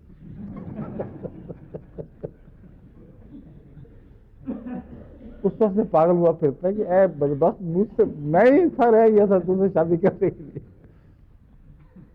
یہ مضمون ہے جسے یہ مفسرین کھولنے کی کوشش کرتے ہیں، کہتے ہیں تم پاگلوں کی طرح جو چیز اچھی لگے، دور کی چیز، دور کے ڈھول سن کر ان کی آوازوں پر لٹو نہ ہو جایا کرو، یہ دعا مانگو اللہ سے، تو بہتر جانتا ہے ہمارے لیے کیا ہے۔ تو جو حسنات ہیں وہ عطا فرما، اگر دنیا میں خواہش ہے تو پھر یہ دعا کرو دنیا کی حسنات بھی عطا فرما، آخرت کی حسنات بھی۔ لیکن لفظ حسنہ کے متعلق یہ بحث انہوں نے یہاں نہیں اٹھائی کہ حسنہ سے مراد محض دنیا کی نعمتیں نہیں ہیں، بلکہ ایسی نعمتیں جن میں نیکی کا جز شامل ہے۔ عام دنیا کے اموال کو حسنہ نہیں کہا جاتا، خیر کہا جاتا ہے۔ اللہ تعالیٰ سے جب خیر کے لفظ کے ذریعے دعا مانگیں گے تو مراد ہے دنیا کا مال، جب حسنہ مانگیں گے تو حسنہ سے مراد محض مال، دولت اور مادی نعمتیں ہیں ہی نہیں، حسنہ سے مراد اول طور پر خوبیاں ہیں، نیکیاں ہیں، اور اعلیٰ اخلاق ہیں، اعلیٰ ذہنی اور قلبی صلاحیتیں ہیں، اعلیٰ دین کی خدمت کی توفیق پانا ہے، یہ ساری چیزیں حسنہ میں آتی ہیں۔ اور حسنہ میں دنیا میں بھی وہ چیزیں دے جن کے ساتھ دینی حسنات وابستہ ہوں، یہ مضمون ہے۔ کوئی ایسا مال نہ دے جو میرے دینی ضرر کا موجب بن جائے، کوئی ایسی منفعت عطا نہ فرما جس سے میرا دین ضائع ہو جائے اور میں تجھے کھو دوں۔ بس بہت ہی جامع دعا ہے، یعنی دنیا چاہنی بھی ہے تو اس شرط کے ساتھ چاہو کہ دنیا کی حسنہ دے۔ لیکن حسنہ کا ایک معنی اس کے برعکس کافر بھی استعمال کرتا ہے، اور وہ حسنہ کے معنی صرف پسندیدہ کے لیتا ہے۔ ان معنوں میں قرآن کریم نے اسی دعا کو جو آدھی دعا ہے کہ پھر دنیا حسنہ، منفی رنگ میں پیش فرمایا ہے، اور اس سے بچنے کی ایک تنبیہ، بڑی سخت تنبیہ موجود ہے۔ فرمایا وہ لوگ جو یہ دعا دنیا میں مانگا کرتے تھے ربنا آتنا فی الدنیا حسنہ، تو ان کو سب کچھ خدا نے دنیا میں دے دیا اور آخرت میں ان کے لیے کوئی حصہ نہیں بچا۔ بس اگر حسنہ سے مراد ان کی یہ ہوتی کہ جو دینی خوبیاں بھی اپنے اندر رکھتی ہے، اچھی باتیں بھی رکھتی ہے، تو دنیا کی حسنات طبعاً آخرت کی حسنات پیدا کر دیتی۔ بس اصل معنی حسنہ کا نیکیاں ہے، لیکن جب دنیا دار حسنہ کے لفظ سے دعا مانگتا ہے تو اس کے ذہن کے کسی کونے میں بھی نیکیاں نہیں ہوتی، اور وہ پسندیدہ چیزوں کے لیے لفظ حسنہ استعمال کرتا ہے، اور چونکہ خود بد ہے اس کی پسندیدہ چیزیں بھی اکثر بد ہوتی ہیں۔ ان کے لیے تنبیہ ہے، نہ کہ ویسے حسنہ مانگنے والوں کے لیے۔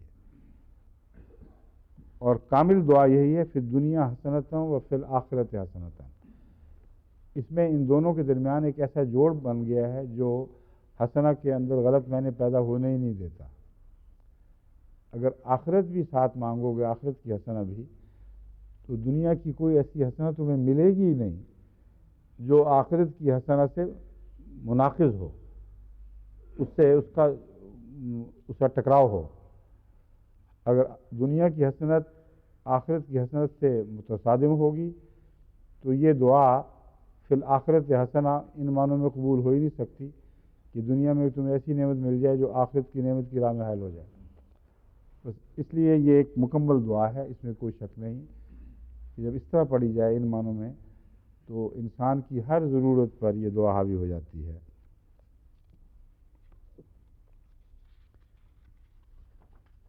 علامہ آلوسی لفظ ہے، آلوسی فرماتے ہیں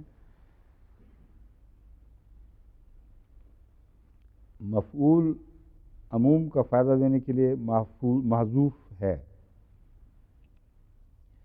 یہ جو تبصرہ ہے یہ آیت کے اس حصے پر ہے، وَاسْأَلُوا اللَّهَ مِن فَضْلِهِ، اللہ سے اس کا فضل مانگو، اس کے فضل میں سے مانگو۔ اس کے فضل میں سے کیا مانگو، یہ کہتے ہیں معذوف ہے، اور یہ معذوف ہونا عمومیت کا فائدہ دیتا ہے۔ مراد یہ ہے کہ کوئی چیز معین نہ مانگو بلکہ یہ مانگو اپنے فضل میں سے دے دے، تو اس کا فضل جو بھی ہے، جس حد رنگ میں بھی تمہارے کام آ سکتا ہے، اللہ تعالیٰ اس دعا میں اس سب مطالبوں کو شامل فرما لے گا۔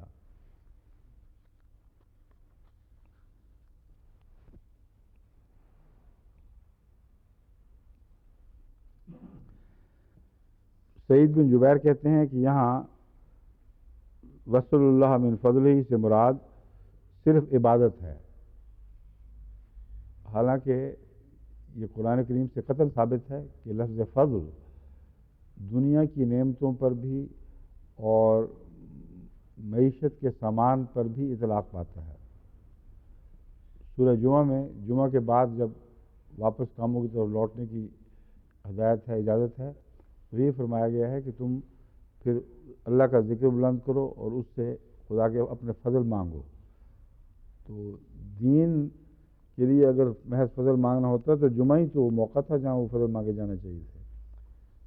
پھر کر واپس جاتے ہوئے فضل مانگنے کا مطلب یہ ہے کہ دنیا کی بھی نعمتیں ہمیں عطا کر، اور فضل مال کے لیے بھی لفظ استعمال ہوتا ہے اور ہر قسم کی نعمتوں کے لیے ان معنوں میں جو کمائی کے حق سے بڑھ کر ہوں۔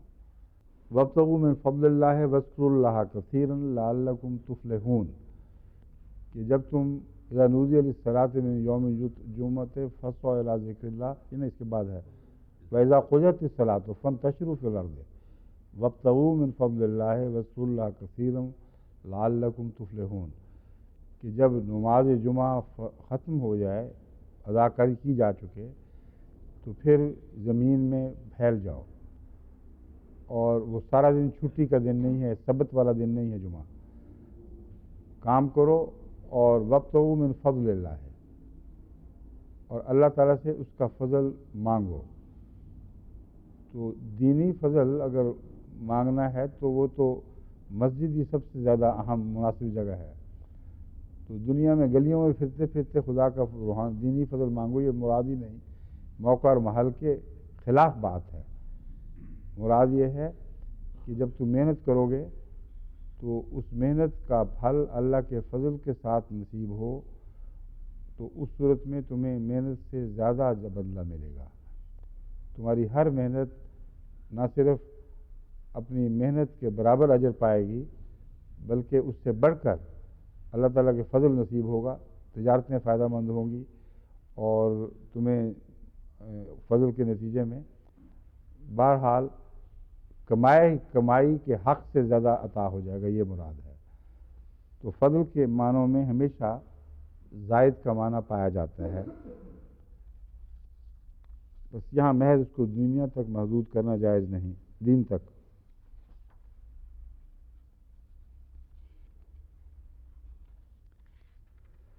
حدیث ایک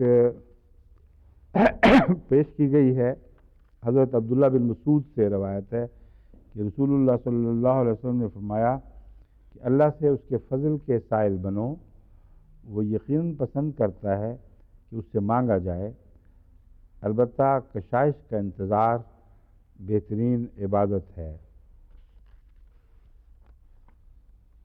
یہ جامع ترمذی کی حدیث ہے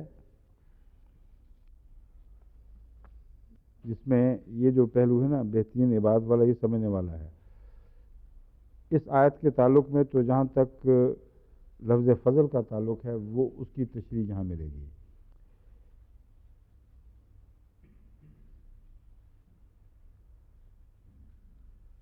قال رسول اللہ صلی اللہ علیہ وسلم صلی اللہ من فضلہ، اللہ سے اس کا فضل مانگو.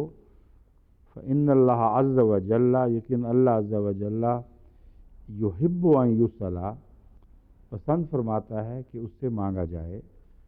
وہ افضل العبادت انتظار الفرج، اور بہترین عبادت کشائش کا انتظار ہے.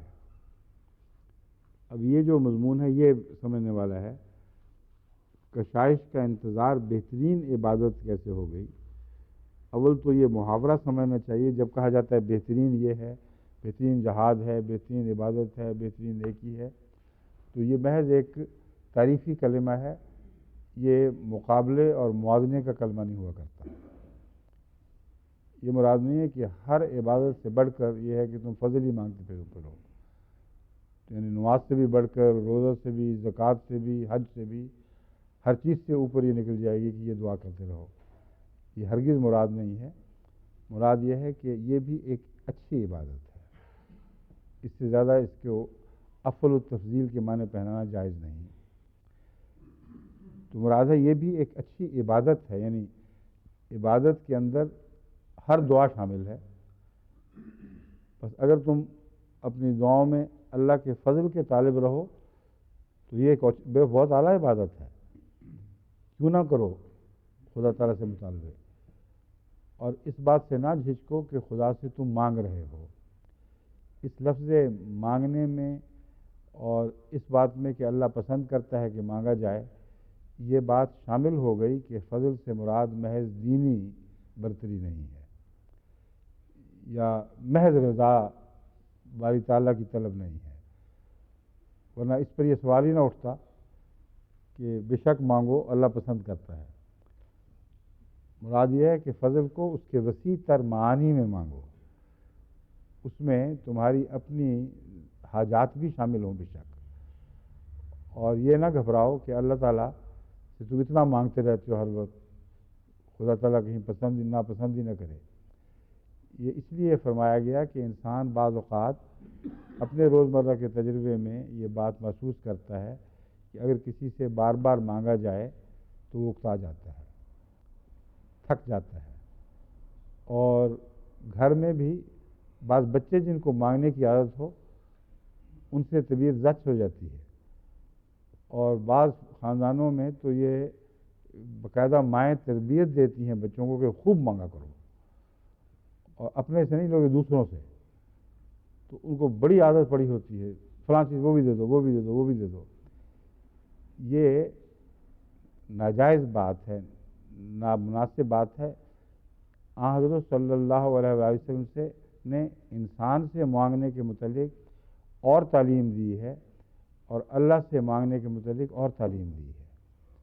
اس فرق کو آپ کو سمجھنا چاہیے۔ ایک موقع پر ایک صحابی نے حضور اکرم صلی اللہ علیہ وسلم سے یہ نصیحت سن کر کہ کسی انسان سے کچھ نہیں مانگنا، اس کا یہ معنی لے لیا اور اس سختی سے اس پر عمل کیا کہ ایک موقع پر گھوڑے پر سوار جا رہے تھے تو آپ کا وہ سانٹا ہاتھ سے گر گیا، اترے، گھوڑا باندھا اور پھر سانٹے کو یا کھڑا کیا، جس طرح بھی تھا، سانٹے کو خود اٹھایا اور اوپر چڑھ کر پھر سفر شروع کیا۔ ایک لڑکا یا کوئی شخص دیکھ رہا تھا، اس نے کہا آپ نے یہ کیا کام کیا ہے، میں پاس ہی تھا، مجھے فرما دیتے، آپ کو کیا تکلیف کی ضرورت تھی نیچے اترتے۔ انہوں نے یہی حوالہ دیا کہ میں نے رسول اللہ صلی اللہ علیہ وسلم سے یہ سنا ہے۔ تو جہاں تک انسانی تربیت کا تعلق ہے، سائل کو جھڑکنے سے تو منع فرمایا گیا ہے، لیکن سوال کو رواج دینے کی کہیں کوئی تعلیم نہیں قرآن کریم یا حدیث میں ملے گی آپ کو کہ انسان انسانوں سے سوال کرے۔ جہاں سوال کرنے کی تعلیم ہے وہاں صرف اللہ سے ہے، اور انسان کی فطرت میں داخل ہے بات کہ زیادہ سوال کرنے والے کو پسند نہیں کرتا۔ اما السائل فلا تنہر میں ہی یہ مضمون ہے۔ یہ کیوں فرمایا کہ جب سائل ہے تو جھڑکا نہ کرو؟ اس لیے کہ لوگ تنگ آ جاتے ہیں۔ ایک آدمی بار بار جو سوال کرتا کہتے ہیں بس کرو کافی ہو گئی، بچوں سے بھی تنگ آ جاتے ہیں۔ چنانچہ وہ سنا ہوا ہے آپ نے قصے کے، لوگ جو ایک کان میں بچہ مانگ رہا تھا، آپ نے تنگ آ کے کہا کہ نہیں یہ نہیں میں نے دینا، دوسرے کان میں جا کر اور بھی زیادہ مانگنا شروع کر دیا۔ تو یہ جو مانگنے کا حد سے زیادہ رواج، یہ گہرے خونی رشتوں میں بھی ناپسندیدہ ہو جاتا ہے۔ ہاں حسب ضرورت ناجائز نہیں ہے، یہ فرق رکھنا چاہیے۔ حسب ضرورت ناجائز نہیں، اس لیے اگر کوئی مانگے تو اس سے ناراضی نہیں کرنی۔ کیسی اعلیٰ تعلیم ہے دونوں کناروں پر، ایسی شاندار اعلیٰ ادب کی تعلیم ہے کہ دنیا کے کسی مذہب میں اس کی کوئی مثال دکھائی نہیں دے گی۔ سائل کو ڈسکریج کیا ہے، سوال نہ کیا کرو، خدا سے مانگو جو کچھ مانگنا ہے، اور جس سے مانگا جاتا ہے اس کو نصیحت کی گئی ہے کہ سائلوں سے شفقت کا سلوک کرو۔ اگر حرام ہوتا مانگنا تو یہ کیوں اللہ تعالیٰ فرماتا؟ شفقت کا سلوک کرو، یہاں تک کہ اگر تمہارے پاس کچھ نہ ہو دینے کے لیے، قول خیر ہی کہہ دو، معافی مانگو محبت اور پیار سے اور نرمی سے، یعنی سائل کا دل نہ دکھاؤ۔ مگر اصل مانگنا جو ہے وہ خدا سے ہے جو زچ ہوتا ہی نہیں۔ چنانچہ حضرت صلی اللہ علیہ وآلہ وسلم نے یہاں جو فرمایا ہے صلی اللہ من فضلہ فإن اللہ عز وجل یحب ان یصلی، یہاں تو فرمایا کہ اللہ کو بہت اچھا لگتا ہے کہ اس سے مانگا جائے۔ ایک اور موقع پر فرمایا ہے کہ تم اس وجہ سے نہ رکو مانگنے سے کہ بہت ہی زیادہ مانگ رہے ہو، کتنا مانگ لو گے؟ اگر تم یہ ساری کائنات مانگ لو اور پھر اس پر بھی ایک اور کائنات مانگ لو جو تمہیں مل جائے، تو یاد رکھو اللہ تعالیٰ کی تخلیقی طاقتوں میں اتنی بھی کمی نہیں کر سکتے جتنا ایک سوئی کے نوکے کو سمندر میں ڈبو کر باہر نکال دیا جائے۔ اب سوئی کے ناکے کے ساتھ یا اس کی نوک چونچ کے ساتھ جو پانی کا قطرہ لگ سکتا ہے، آپ کو پتہ ہے وہ پورا قطرہ لٹک سکتا ہی نہیں اس کے ساتھ، وہ تھوڑا سا پانی چمٹا رہ جائے گا، اس سے زیادہ کچھ بھی نہیں۔ تو فرمایا اتنی کمی بھی تم خدا کے خزانوں میں نہیں کر سکتے اگر ساری کائنات مانگ لو اور اس سے بھی زیادہ مانگ لو۔ تو مانگنے کے متعلق خدا تعالیٰ کے ساتھ کسی قسم کی روک نہیں رکھنی چاہیے، مگر یہ احتیاط کرنی چاہیے کہ اپنی بیہودہ خواہشات پر اصرار ایسا نہ کیا جائے کہ اگر مل جائے تو نقصان پہنچے۔ لا تسو ان اشیاء ان تبد لکم تسوکم میں جو علمی اور مسائل سے متعلق جو سوالات کی مناہی فرمائی گئی ہے، وہ اور معنی رکھتی ہے. وہ یہ مراد نہیں ہے کہ خدا ہر سوال وہاں بھی پسند کرے گا. وہ سوال پوچھنے کا سوال ہے، یہ سوال مانگنے کا سوال ہے. ان دونوں میں فرق ہے. مگر وہاں بھی پوچھنے کے نتیجے میں بعض ایسی باتیں مل سکتی ہیں جو انسان کو ناپسند ہوں. یہاں بھی مانگنے کے نتیجے میں بعض ایسی باتیں مل سکتی ہیں جو انسان کے فائدے میں نہ ہوں. اس لیے دعاؤں میں احتیاط کی ضرورت ہے. اور بعض دفعہ اگر انسان احتیاط نہ کرے تو باوجود اس کے کہ وہ چیز اس کے لیے ٹھیک نہیں، اللہ تعالیٰ انسان کو اس کی ناقص عقل کے متعلق نصیحت دینے کے لیے، عبرت سکھانے کے لیے بعض وہ بات مان بھی جاتا ہے، اور وہ مصیبت میں پھنس جاتا ہے آدمی. اور اس وقت مانگتا ہے جب اس کی دعا میں خدا تعالیٰ کی جو لامحدود صلاحیتیں ہیں ان کے اوپر کسی معنوں میں حرف آتا ہے. اس لیے یہ باریک مضمون بھی بہت اہم ہے سمجھنے والا. اللہ تعالیٰ پسند کرتا ہے مانگنے کو، تو کس بات کو پسند کرتا ہے، کس بات کو ناپسند کرتا ہے. اگر آپ خدا تعالیٰ سے زبردستی ایسی قربانی مانگیں جو آپ سمجھتے ہیں کہ اس قربانی کے ذریعے ہم خدا تعالیٰ کو ضرور خوش کر لیں گے، تو یہ دعا اگرچہ اس کے حق میں مضر بھی ہے، اللہ تعالیٰ بعض بات سمجھانے کی خاطر اس کو اس دعا کی سزا دیتا ہے مان کر، اور وہ مصیبت میں مبتلا ہو جاتا ہے. پھر اس کو پتہ چلتا ہے کہ یہ دعا مانگنی جائز مناسب نہیں تھی. چنانچہ ایک موقع پر رسول اللہ صلی اللہ علیہ وسلم کو ایک صحابی کی بیماری کی اطلاع ملی، جو کہتے ہیں اتنا کمزور ہو گیا تھا، روایتوں میں ہے کہ جیسے چڑی کا بوٹ جو پہلے دن کا پیدا ہوا ہو اور وہ بھی کمزور ہی پیدا ہوا ہو. محض ایک ڈھانچہ سا بے طاقت اور بے زبان، آواز بھی نکلنی مشکل تھی اس سے. اس قسم کا خوفناک منظر بن گیا تھا کہ رسول اللہ صلی اللہ علیہ وسلم کو دیکھ کر اس کو صدمہ پہنچا، اور آپ نے یہ سمجھ لیا. حضور کی فراست ایک حیرت انگیز فراست تھی جو اللہ کے نور سے دیکھنے والی تھی. عام باتوں کا، عام انسان کا، بلکہ اعلیٰ درجے کے بزرگوں کا بھی ذہن اس طرف جا ہی نہیں سکتا. آپ نے اس سے پوچھا کہ تو نے یہ دعا تو نہیں کی تھی کہ اے خدا مجھے دنیا میں جو کچھ بھی تکلیف پہنچانی ہے پہنچا دے، اور آخرت میں نہ ہو. بین ہی یہ لفظ نہیں ہوں گے مگر مضمون یہی تھا. تو اس نے کہا یہی کی تھی. بالکل غلط کیا ہے تم نے. اللہ تعالیٰ دنیا میں تکلیفیں پہنچائے بغیر بھی تو بے انتہا جزا دے سکتا ہے. تمہیں یہ دعا کرنی چاہیے تھی ربنا آتنا فی الدنیا حسنۃ وفی الآخرۃ حسنۃ. یہی دعا اس موقع پر ملتی ہے نا. یہی دعا ہے جس کا ذکر یہاں امام راضی نے بھی کیا ہے. یہ کیوں نہ مانگا اللہ سے کہ دنیا میں بھی حسنہ ہی دے، آخرت میں بھی حسنہ دے، نہ یہاں تکلیف دیکھوں نہ وہاں تکلیف دیکھوں. تو اس نے پھر یہ دعا کی اور صحت مند ہو گیا. تو اس لیے دعا کے مضمون کو بھی بہت باریکی سے سمجھنا ضروری ہے. یہ رمضان مبارک کا خاص مہینہ ہے، اس لیے ان دعاؤں میں ان احتیاطوں کو پیش نظر رکھیں.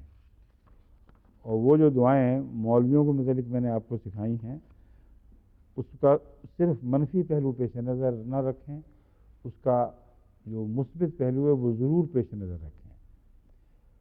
حضرت نوح کو جو خدا تعالیٰ نے دعا سکھائی قوم کی بربادی کی، اس دعا میں یہ حکمت داخل فرما دی سمجھاتے وقت. یہ دعا کرنا اے خدا ان کو برباد کر دے، ان کا نام و نشان مٹا دے، کیونکہ اب یہ بدی کے اس حال کو پہنچ چکے ہیں کہ جو بچے پیدا کریں گے فاجر فاسق پیدا کریں گے. اب ان سے خیر کا بچہ پیدا ہونے کی توفیق امید ہی نہیں رہی. باقی اللہ نے علم دیا اور یہ دعا سکھائی، بس سارے علماء کو نعوذ باللہ من ذالک ہلاکت کی چکی میں پیسنے کے لیے ہلاکت کی چکی میں پیسے جانے کی دعا کرنا ان معنوں میں جائز نہیں ہے۔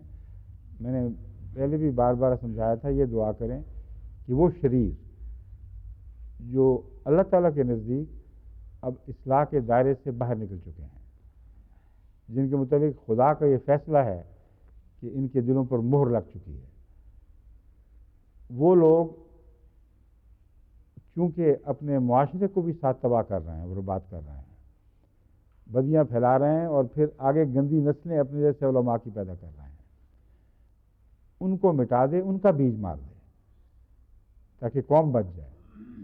تو اگر آپ صرف منفی پہلو دعا کا پیش نظر رکھ کر دعا مانگیں اور قوم کے بچنے کی دعا ساتھ نہ کریں تو یہ ناانصافی ہوگی، کیونکہ اسی قوم سے خدا تعالیٰ نے آپ کو عظیم الشان احمدیت پر فدا ہونے والے وجود بخشنے ہیں، ایسی روحیں عطا کرنی ہیں جو حسرت سے اپنے ماں باپ کو دیکھیں گی اور کہیں گی کاش انہوں نے ایسا نہ کیا ہوتا۔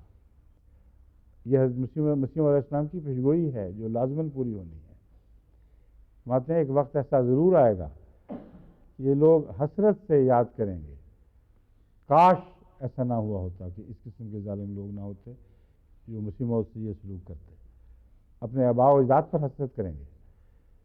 تو اس لیے دعاؤں کے مضمون میں میں نے یہ بات داخل کر دی، رمضان میں چونکہ خاص دعاؤں کی تحریک ہے، ان شرائط کے ساتھ دعائیں کریں تو بہت بڑا فائدہ پہنچے گا، ورنہ ایک خطرہ ہے جس کی طرف میری توجہ پھری ہے کہ پچھلے اس واقعہ سے جو پاکستان میں ہوا ہے، اس کا خطرہ یہ ہے کہ اگر آپ کو دشمن کی خوفناک ہلاکت پر خوشیاں منانے کے مزے آ گئے تو خطرہ ہے کہ آپ خود نہ ضائع ہو جائیں، کیونکہ یہ خوشیاں منانا ایک بہت ہی محتاط محتاط کام ہے جس کے تقاضے پورا کرنا ضروری ہے۔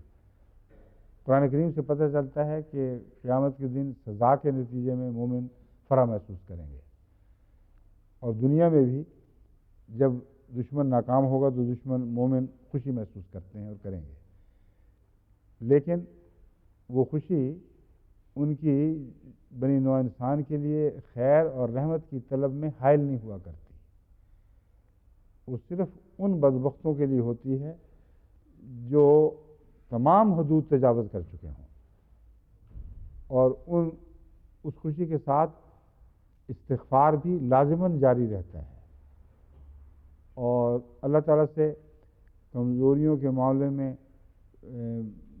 مغفرت کی دعا اور ان سے نجات کی دعا بھی شامل رہتی ہے، کیونکہ دیکھیں جب خدا کسی کو پکڑتا ہے تو ہرگز بعید نہیں کہ ایسا انسان جس کو خدا نے ایک فتح کا دن دکھایا ہو، اس کے اندر بھی ایسی کمزوریاں ہوں کہ ہر کمزوری پر پکڑا جائے تو نیست و نابود ہو جائے۔ تو اس قسم کے دندناتے ہوئے خوشیاں منانے کے موقع نہیں ہوا کرتے، یہ خوشیاں ایسی ہیں جن میں اللہ کے حضور سر جھکانے کا موقع ہوتا ہے، استغفار کے ساتھ دعائیں کرتے ہوئے اور بار بار یہ اقرار کرتے ہوئے کہ ہم ہرگز اس لائق نہیں تھے کہ تو ہمیں یہ اعجاز دکھاتا، مگر محض اپنے فضل سے تو نے یہ اعجاز دکھایا۔ بس فصل کے مضمون میں یہ تمام شرائط پیش نظر رکھیں تو پھر انشاءاللہ آپ کو اس رمضان مبارک میں عظیم شان مقبول انقلاب برپا کرنے والی دعاؤں کی توفیق عطا ہوگی۔